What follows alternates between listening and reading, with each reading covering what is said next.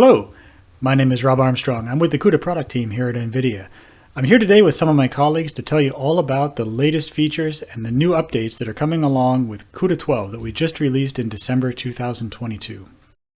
Now, CUDA, as you probably know, releases on about a quarterly cadence. Every 3 months or so, you'll see a new major or minor update released to CUDA. The minor updates are, as the name suggests, relatively minor. We go from one release to the next, we add in incremental improvements, we add additional optimizations, but we don't make fundamental changes to the way that CUDA works. We don't change the way that the ABIs are structured or the compatibility between the various layers. In general, things within a major version work together, and that's what you'd expect to see with semantic versioning, which CUDA follows. CUDA 12 is our first major release in roughly 2 years. It brings along a great suite of improvements for the Ada Lovelace and Hopper architectures, and it also generally makes CUDA programs everywhere better, stronger, and faster. Let's take a look at some of the cool new things that have come online in CUDA 12.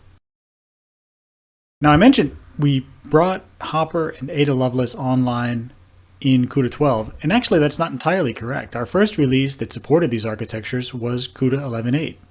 In 11.8, we had support for both Hopper and Ada Lovelace through the compilers, through our libraries, through our drivers, and so on. But there were two main things that were missing. First is that if you're an enterprise customer or you're deploying in a data center, you probably like to use what NVIDIA refers to as our enterprise qualified drivers or sometimes Tesla recommended drivers. The first TRD that supports Hopper and Ada Lovelace is release 525 that came out very close to, or if not alongside, the CUDA 12 release. Second, with a lot of the new architecture features, we have exposure through libraries, and then we have exposure through the actual assembly instructions or things that the compiler can target.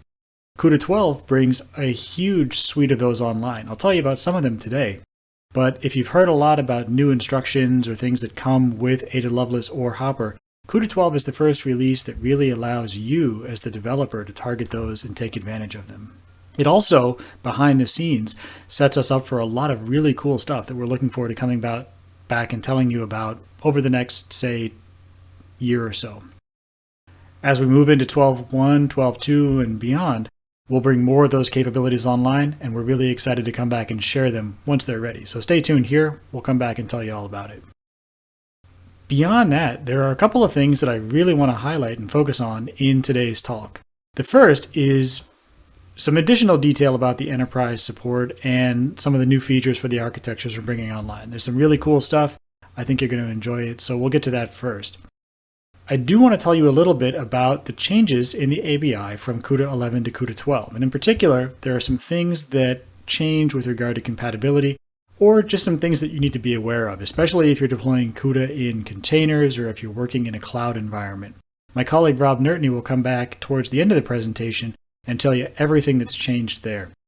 And then finally, I want to tell you about another feature that is not new in CUDA 12. It's actually been in the last couple of CUDA releases, but it's very cool. We call it lazy loading, and basically it's the ability to set a switch and instantly save a bunch of load time and a bunch of memory. So that's very cool too. But first, let's jump into some of the new enhancements in CUDA that affect everybody. You may know that we've had something in CUDA for a long time, roughly about 10 years now, called CUDA Dynamic Parallelism.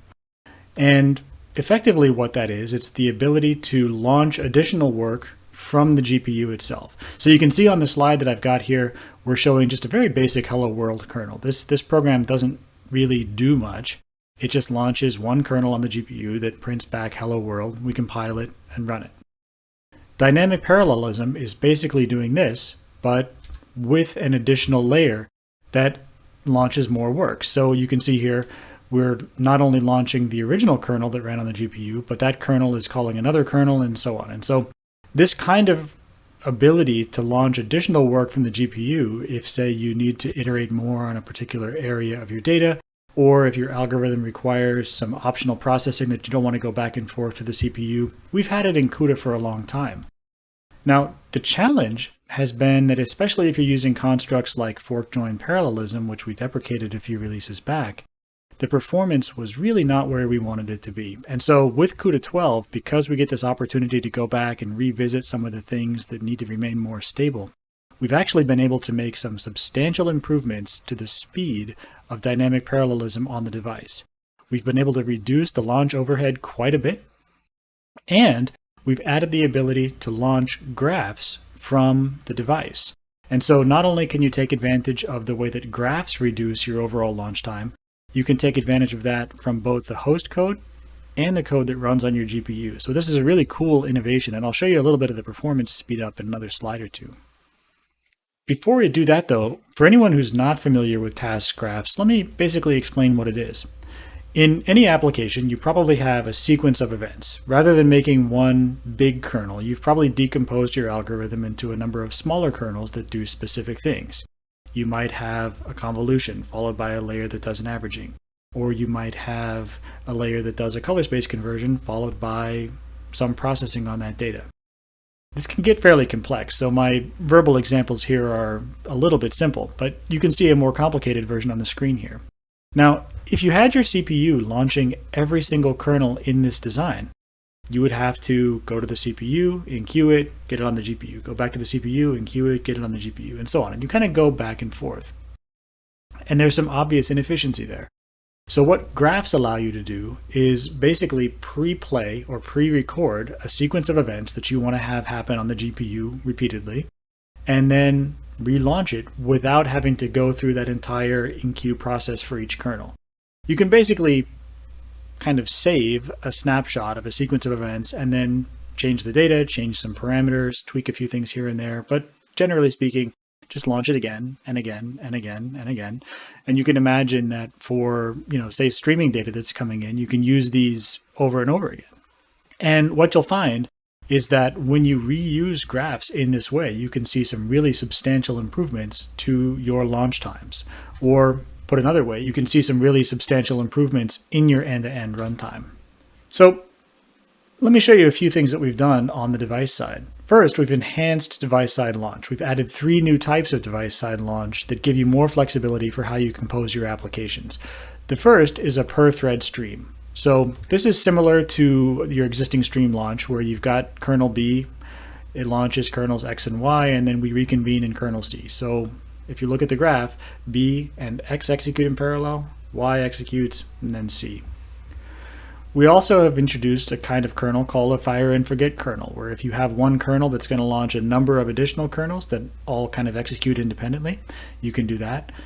And to replace the now deprecated fork join parallelism, which again didn't really have the performance that we wanted it to have, we've introduced a new kind of launch called a tail launch, which is basically a way for a kernel at the end of its execution to launch a new set of kernels in the stream ahead of the kernel that was supposed to come next. So you can kind of, if you think about it, break the chain of kernels apart, add a few new ones in the middle, and then join it back together.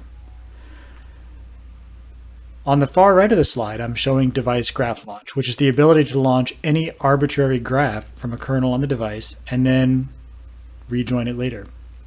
Now this is a huge improvement because we can get kind of the best of all worlds here.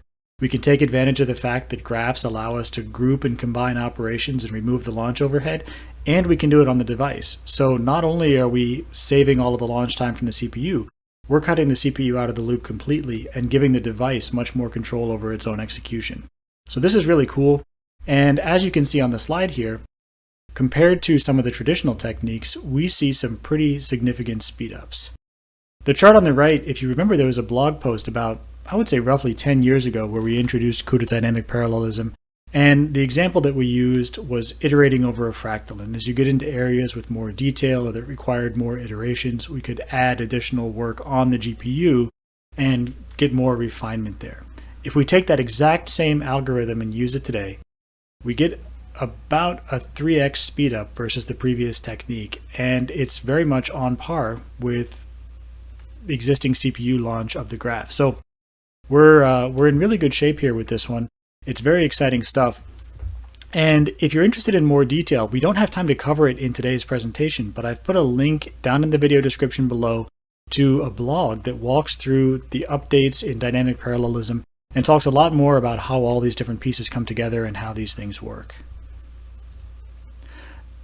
The other thing that we've done in CUDA 12 from a device enablement standpoint is add in a lot of additional instructions. And there's in particular a set of instructions for the Hopper GPUs called the Dynamic Programming Instructions, or DPX Instructions. And basically what these do is they take relatively complex sequences of events, like we show on the right here, and compress all of these operations into a single function. And this is useful in all kinds of areas. There are many algorithms that are used in genomics, in simulations, in routing and path planning, and so on, that really can take advantage of the fact that we can fuse all of these operations together into one. In CUDA 12, we've added support in PTX, and the compilers can directly target these. So not only do you have NVIDIA provided libraries taking advantage of these functions, but you can use them in your own application code as well. Let's take a look at a quick application example, a Smith-Waterman filter for genome sequence matching. Now, this is an algorithm that is iterative. You build up a similarity matrix following a wavefront, and the DPX instructions don't accelerate the pattern matching directly, but they do accelerate the fundamental building blocks of the algorithm that builds this pattern matching matrix. And not only do you use these instructions as you're going through and building the matrix the first time, but once the matrix is built, the DPX instructions allow you to do the backpropagation through the matrix to determine your identities. Now, the Smith-Waterman algorithm is more complex than I'm getting into here. I don't have time to show a lot of programming examples and things like that for the individual instructions, but my colleague Vishal Mehta has put together a Hopper programming model talk from the last GTC, and I've got a link in the video description below.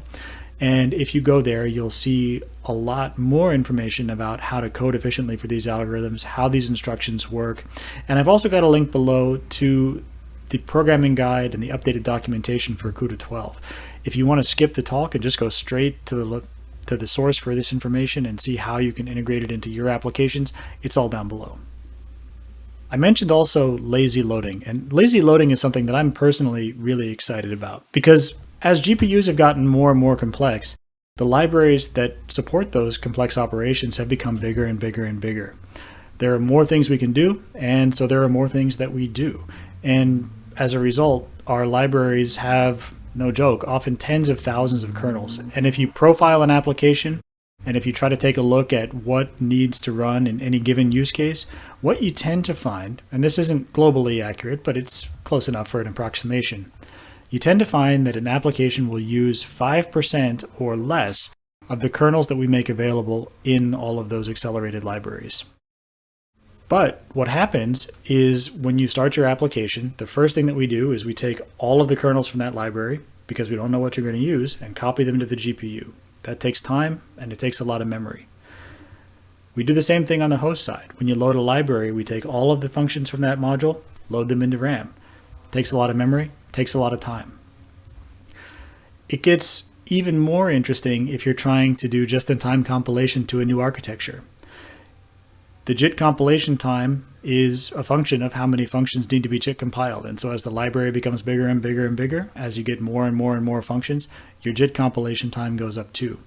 And so ultimately, all these things adding together means a lot of inefficiency.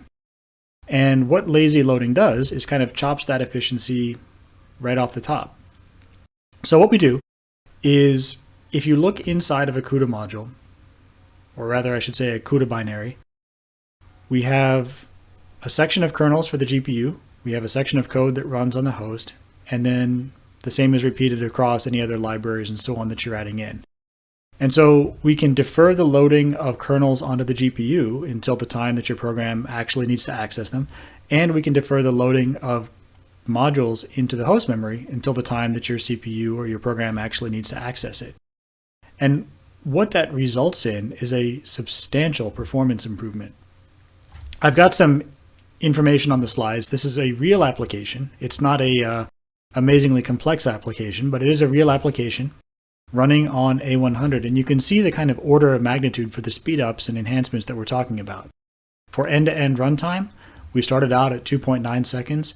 Just avoiding the load of the kernels onto the GPU from cuDNN for this convolution sample saved us over a second of end-to-end runtime. Similarly, not loading all of the host functions that we need to call, or that I should say we don't need to call, saved us about another second. And so overall, we had a 4x improvement in end-to-end runtime. Our binary loading time, following a similar pattern, got to 118x improvement. Our device memory usage went down by 3x, and our host memory usage went down by 31x. That's amazing. And the way that we got there is just by not loading the things that we don't need. There's a switch you can set. It's CUDA module loading equals lazy. Evaluate this yourself. Now there is a trade-off. We are loading things at the point they're used. So the first time you touch a function, there's going to be a tiny little bit of latency. And if your application is very, very latency sensitive and you've coded it so that you know you've got this block of latency at the beginning and you don't want to have any latency later on, maybe lazy loading is not for you. But I would say for everybody else, and that's probably 99% of the applications out there, you will not see the difference. I should say you will not see the difference in a negative way. You will see a difference in that your application runs faster and uses a lot less memory. So try this out, do evaluate it, and if you do use it, let us know how it's going. We'd love to hear from you either on our NVIDIA Discord, link down below, or on the NVIDIA forums. Now, on the OS side, I'll highlight a couple of things. First, for Windows support on x86, we generally continue to be supported everywhere that we were supported before. The only real change here is that Windows Server 2016 became end of life in January 2022. Now, today we're in December 2022, so we've held support in the CUDA toolkit for the remainder of the 11.x lifecycle and actually into CUDA 12. But CUDA 12 is the last CUDA release that's going to support Windows Server 2016. So if you are using Windows Server 2016, you can continue to use CUDA 12 and below, but for future CUDA releases, it's not going to be part of our roadmap. On the Linux side, we really have the same kind of situation where we continue to support the same set of distributions that we supported previously, but we're adding in new support for minor enhancements or dot releases that came in the interim. The changes here are highlighted in green. We're now supporting Debian 10.2, Fedora 36, Ubuntu 20.4.5 and 22.4.1 LTS, and Rocky Linux 9. With that, let me hand over to my colleague Arti Sundaram to give you some updates on the NVIDIA compiler. Thank you so much. Hello everyone, my name is Arti Sundaram. I'm here to present compiler updates for CUDA 12.0. There are two updates from the C++ standards front. NVRTC is changing its default dialect from C++ 14 to C++ 17. The more interesting news is the addition of C++ 20 support in both NVCC and NVRTC. So using -std equal to C++ 20 as command line option will allow you to use the latest language features both in host and device code. But the exact nature of support and limitations are also determined by what the host compiler you are using for your host code compilation needs. So here are the minimum versions of the host compilers we officially support C++ 20 in. There are some exceptions from the NVCC side. Coroutines are not supported in device code. Modules are not supported in both host and device code. The spaceship operator used for three-way comparison is supported when used directly from the device side or from the host side. But as you know, calls from the device code to host-only implementations are an error. So if you run into a situation where the usage of the spaceship operator could lead to an implicit call to the host compiler implementation from your device code, then you will see an error. This is much more likely with spaceship operator now, as the host compiler needs to implicitly define the other logical operators, less, equal, and greater. So in this particular example, as you can note, the device code redefines the spaceship operator, but not the other less than or equal to operators, for instance, and the user is trying to make a call to less than operator, and the definitions will be treated as implicit calls to the host compiler implementations, and you will see an error.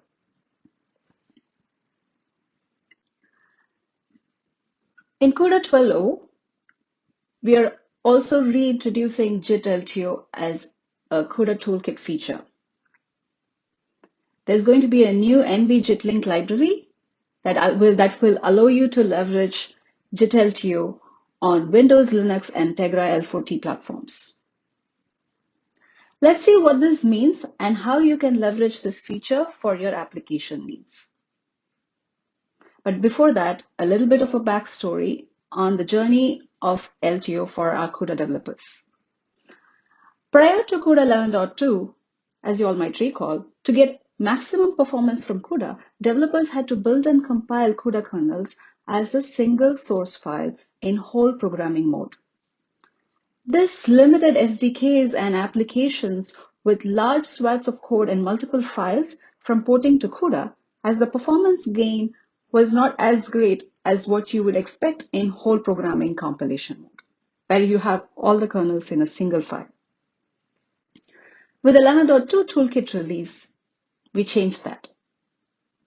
NVCC added support for offline link time optimization to enable separately compiled applications and libraries with large code bases and multiple CUDA translation units to gain similar GPU runtime performance as a fully optimized program with a single translation unit.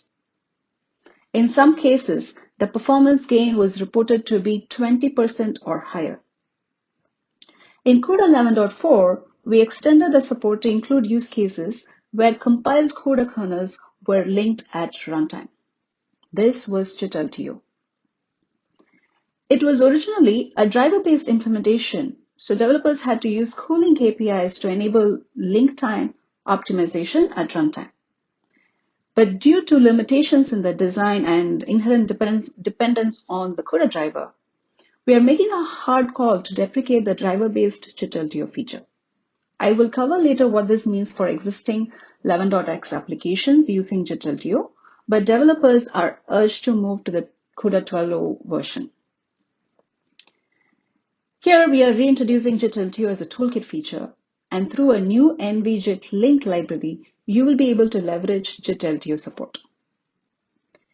There are two ways developers can generate LTOIR.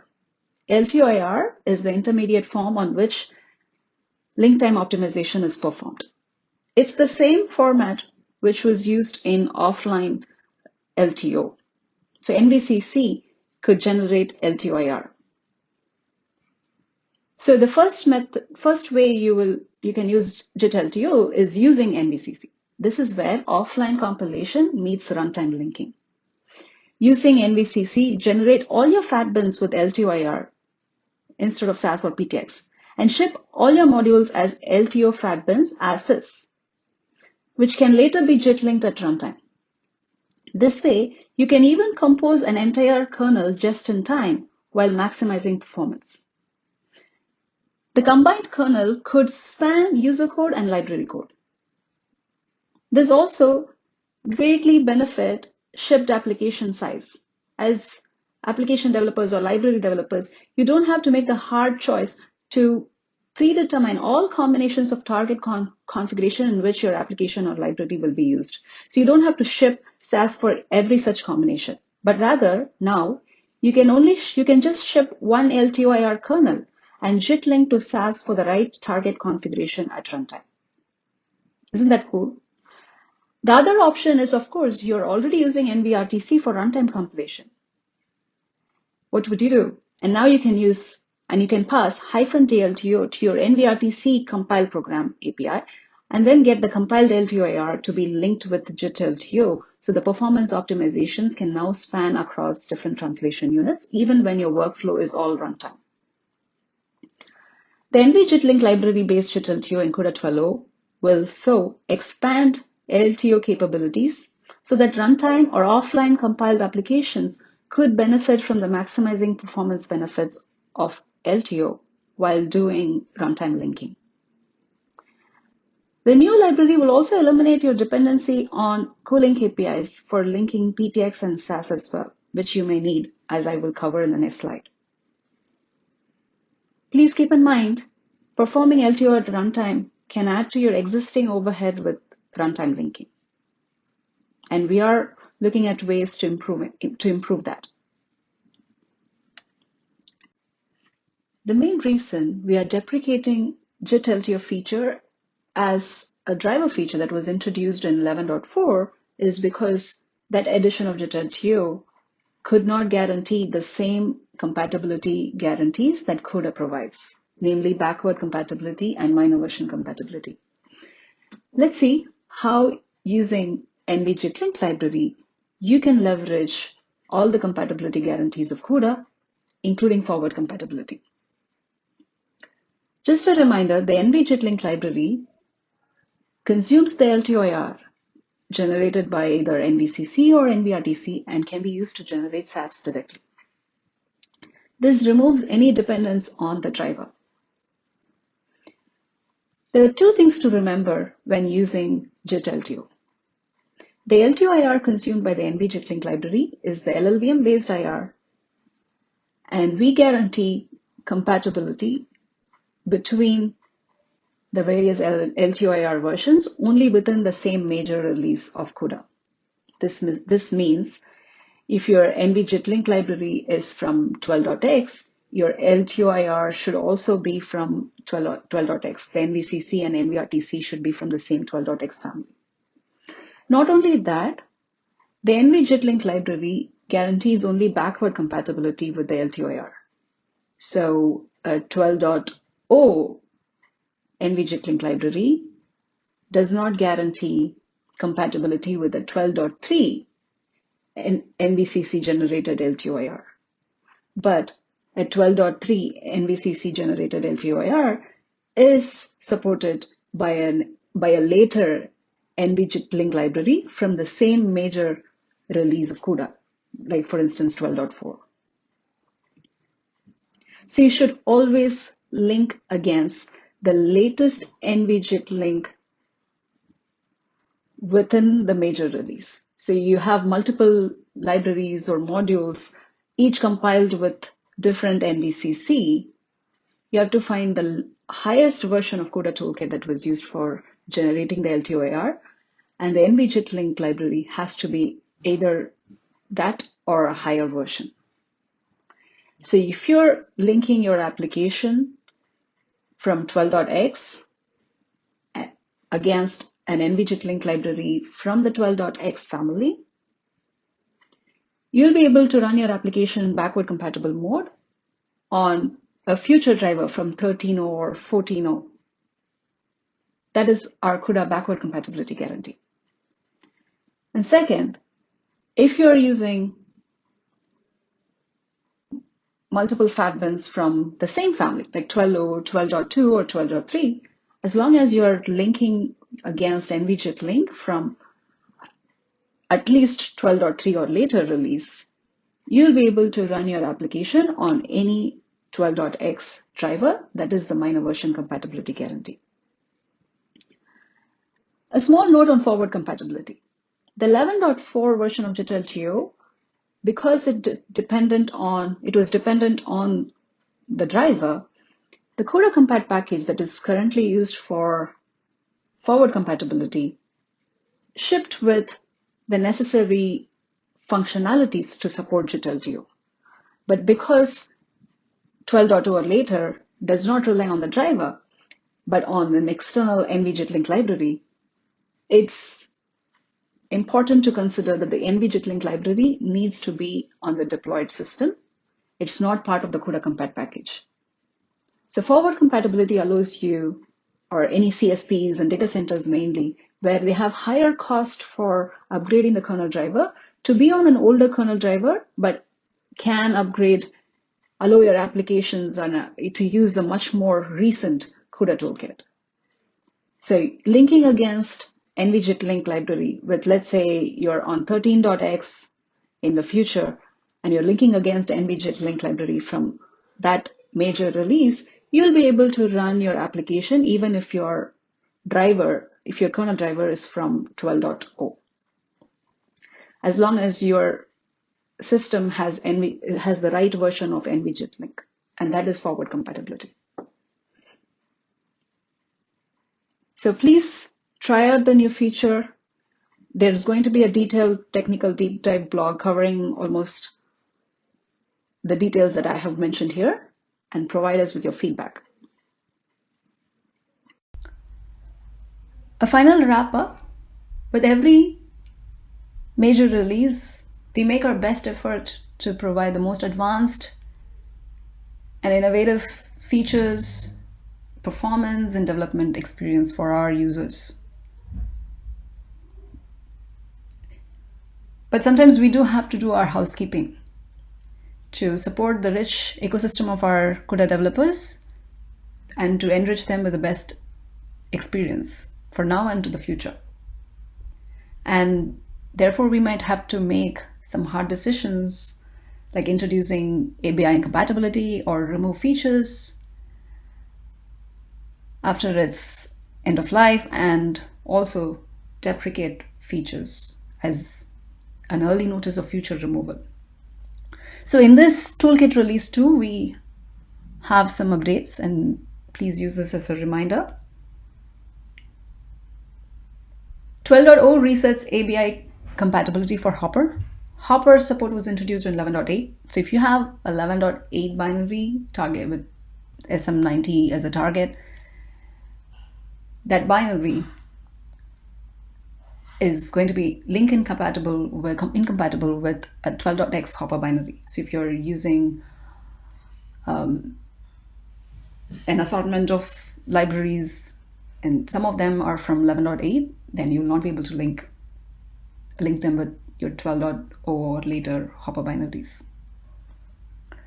If you're a user of libnvvm and you're using libnvvm as a backend for generating PDX, please remember the input IR format is bumping its version to 2.0, and 2.0 is link incompatible with the prior version NVVM 1.x. We have removed support for Kepler, and in this release we are also removing support for 32-bit native and cross-compilation for all GPUs and all platforms. What this means is you'll not be able to use CUDA toolkit 12.0 or later for 32-bit compilation at all, but you will be able to use your older toolkit that you can download from our dev zone 11.8 or any prior CUDA toolkit for your 32-bit compilation needs. It also comes with a deprecation warning. The driver will continue to support 32-bit applications for all existing GPUs. We don't plan to remove that at this point. But Ada will be the last GPU architecture with driver support for 32-bit application. So your driver will continue to support into the future, but any newer GPU you'll not be able to target any newer GPU. Ada will be the last GPU architecture. As you all know, Hopper also does not have support for 32-bit applications. As mentioned earlier, driver-based JIT LTO that was introduced in 11.4 is deprecated. So if your application is using cooling KPI for JIT LTO, it will work on 12.x drivers, but it will only accept the 11.x LTO-IR. It will not accept 12.x LTO-IR. These driver-based API support for JIT LTO will maybe removed in the future, so we recommend transitioning over to 12.0 NVJIT-Link library-based JIT LTO. Thank you for listening in. Thank you. Hi, my name is Matthew Nicely, and I am the Math Libraries Product Manager here at NVIDIA. And today I'd like to cover some of the cool features that we're adding to CUDA 12.0. Starting with cuBLAS. cuBLAS LT, we're exposing mixed precision multiplication operations with the new FP8 data types provided on the Hopper architecture. These operations also support BF16 and FP16 bias functions for gems with FP8 input and output data types. Regarding performance, FP8 gems can be up to 3 times and 4.5 times faster on H100 PCIe and SXM relatively compared to BF16 on A100. With cuBLAS, We are extending the API to support 64-bit problem sizes, leading dimensions, and vector increments. Performance is the main focus of cuBLOS. So when arguments pass to 64-bit APIs fits within a 32-bit range, the library will use the same kernels as if a user called a 32-bit API. Moving on to cuSparse. In cuSparse, we are introducing two new SPGM algorithms that require lower memory usage. The first algorithm computes a strict bound based on the number of intermediate products. The second one allows partitioning the computation in chunks.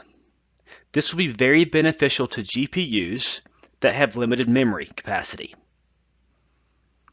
We are also introducing int8 support to the functions gather, support, and CSR to CSC.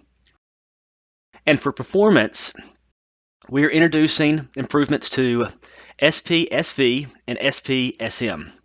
For the pre-processing time for both functions, the improvements is an average factor of 2.5. For the execution phase, SPSV is improved by an average factor of 1.1, and SPSM is improved by a factor of 3.x. During plan initialization, cuFFT conducts a series of steps including heuristics to determine which kernels are used as well as kernel module loads. Starting with CUDA 12.0, cuFFT will deliver a larger portion of kernels using the CUDA parallel thread execution or PTX assembly form instead of the binary form. This means that kernels will be compiled at runtime when the plan is initialized. The first benefit of this framework will be newly accelerated kernels for older architectures such as Maxwell, Pascal, Volta, and Turing. We'll be adding more benefits based on this framework in the future. With the Math API, we've added FP8 data types and type conversion functions compatible with C and C++ languages. The Hopper architecture introduced new DPX instructions to accelerate dynamic programming algorithms by up to 7x over the A100 GPU. Dynamic programming is an algorithmic technique for solving a complex recursive problem by breaking it down into simpler subproblems and is very common in the field of genomics. For a better user experience, these instructions are now exposed through the Math API. Thank you again, and check back in to a lot of the cool features that we are introducing over the course of CUDA 12. Hi there, my name is Rob Nertney, and I'm on the CUDA product management team as well. And I'm going to be talking today about the compatibility updates with CUDA 12.0. Now, NVIDIA has provided our developers a few different ways of enhancing the experience and making it a little bit easier for you to develop your applications by providing flexibility in how you can combine the CUDA toolkits with the various underlying drivers. And while all of these things have currently existed before 12.0, there are some new things with the upcoming major release that you will want to pay attention to. So let's level set real quick here, just so everyone's on the same page, and go over those compatibility modes. Right now, this is CUDA backward compatibility, which is really the easiest one to kind of grasp. With this, what we're saying is that if you have compiled an application in the past, you can run it on any future version of an NVIDIA driver. So as you see in the picture here, we're saying that, maybe for CUDA 7.0 and the driver that was released with it, 346, that's what you originally built on, but NVIDIA has a commitment that says you can take that application, you can run it on a much newer driver into the future, which is the green box. Now, this compatibility is basically limited to binary compatibility. As time has gone on over the years, if you try and go back and recompile from source, the API calls may have been deprecated or changed or modified. But if you bring the binary forward, it will run into the drivers of the future. So if we move into the next compatibility mode, we have something called minor version compatibility. And what this enables you as a developer is the ability to dynamically link to the various libraries and the runtime and the user mode component of the driver, regardless of which version of the driver you are running on your system. And that is as long as it is within a major release of CUDA. So if we're looking at the example right here, if you are working on an application from 11.3, let's say, you can go ahead and count on that the libraries, runtime, and other user mode driver APIs will remain API and ABI compatible between 11.3, 11.4, 5, 6, 7, and 8. Now, with this commitment is made as long as you have a minimum driver version for a given CTK. So you can see here for 11.x, that driver version was 450.80. For 12.0, it will be the driver that will also be bundled with 12.0, and that's 525.60. So that version, as long as you have it installed on your system, 12.0, 12.1, 2, 3, and onward into the future, will be able to have API and ABI compatibility between the libraries and runtime, etc.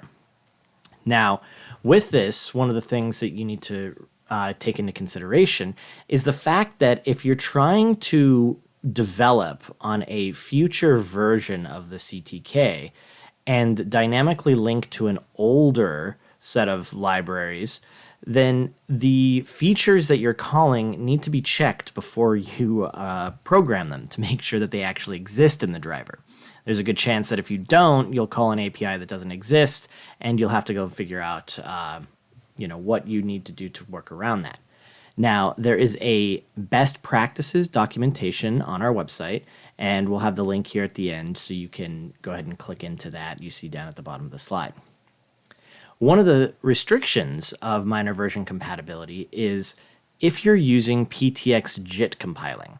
Now, the JIT compiling is basically the ability for developers to kind of future-proof their application for running onto hardware of tomorrow. And we'll go into that in a slide here in a second. But basically, what you need to realize is that because it's so tightly coupled to the driver, the just-in-time compilation is not supported if you're trying to leverage minor version compatibility. Now, there are a couple ways to work around this. The first one is to statically link into your application a matching JIT compiler. Our EULA will support this and let you ship it with your application, or you could have it on your development systems. But if you do need to count on PTX, just make sure that you take that into consideration. The next type of compatibility is forward compatibility. And as it says right here, that's using a CUDA toolkit with a higher versioned user mode driver with a lower version kernel mode driver. And we really see this as super helpful for the infrastructure deployments where there might be hundreds or thousands of nodes that have their kernel kind of locked down and all the drivers locked down in the environment here. But the developers might want to be using new features of CUDA.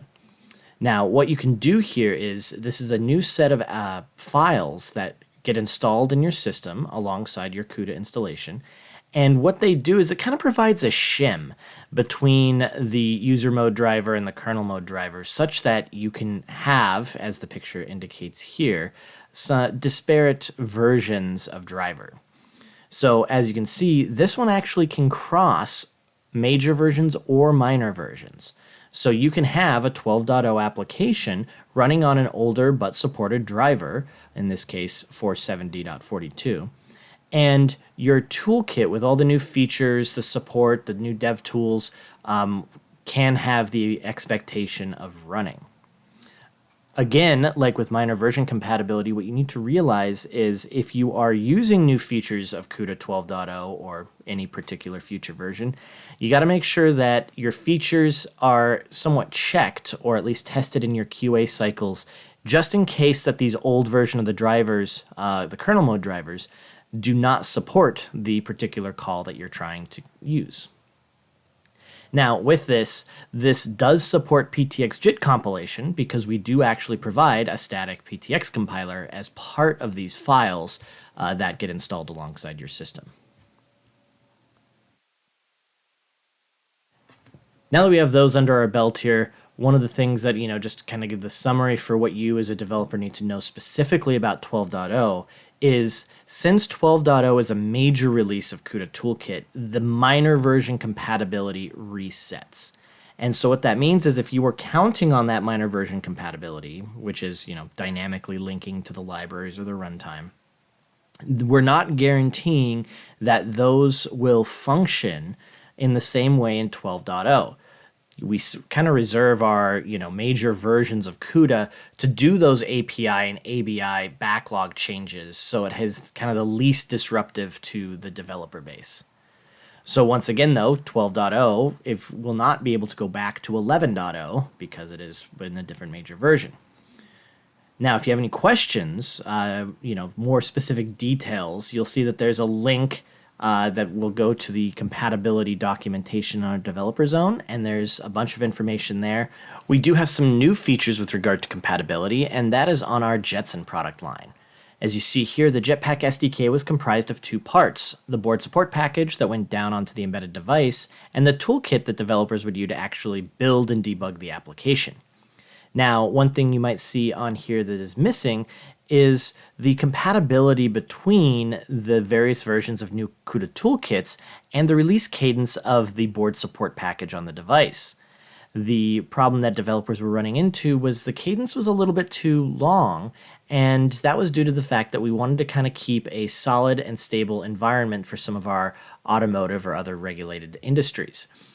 However, coming forward, due to developer demand, we have gone ahead and provided the CUDA upgrade package, which enables you as a developer the same compatibility guarantees as the data center drivers that we went over before. You see here that we have new files that will basically provide you the JIT compiling, the driver shim, and that will go to a compatibility layer on the board support package. What this will let you do as a developer is it's going to give you the opportunity to take advantage of new features from the CUDA toolkit while still maintaining the board support package and the driver versions on the device itself. If you have more information or questions on this CUDA on Jetson compatibility, we do have another dedicated webinar, and we have that link here in the slides. NVIDIA hardware is differentiated by what we call a compute capability number. You might also see it as part of the command line if you look at the compilation logs as an SM number.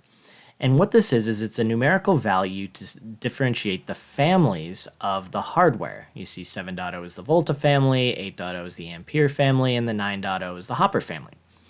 And with this, we still provide that guarantee of backwards compatibility that we went over before and coined the term CUDA everywhere.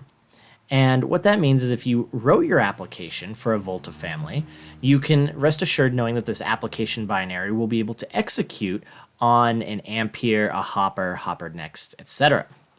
And the way that we're able to do this is by leveraging PTX.